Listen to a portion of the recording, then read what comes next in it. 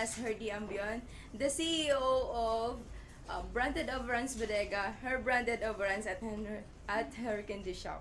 Pinakamalaking tatak Zico sa material siguro yung yung mga nabili ko na paggawa kong kusina, yung mga nabili namin gamit sa bahay kasi nga bagong lipat kami.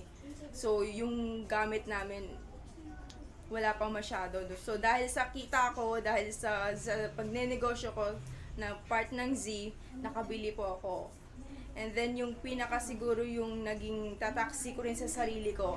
Kasi natutunan kong mag-business, yung dating tahimik lang, dahil sa ZY po, natuto.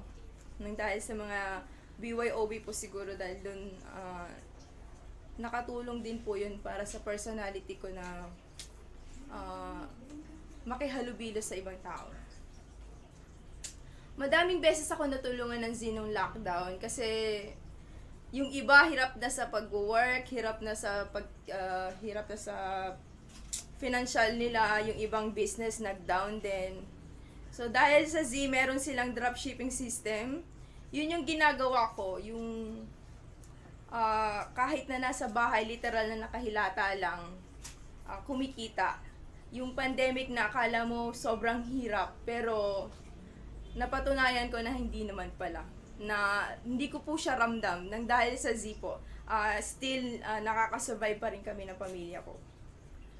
Yung nakakagala kami ng pamilya ko. Yung dati kasi sa bahay lang kasi walang panggala. Yung most of the time kasi walang budget, tsaka laging kapos.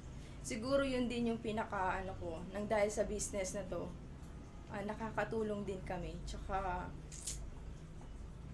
di na kami yun sobrang hirap. Siguro yun yung isa yung sa ko yung pinagpapasalamat ko sa Z. Kasi ako lang one talaga yung pinagkakitaan ko yung sa dropshipping. Yung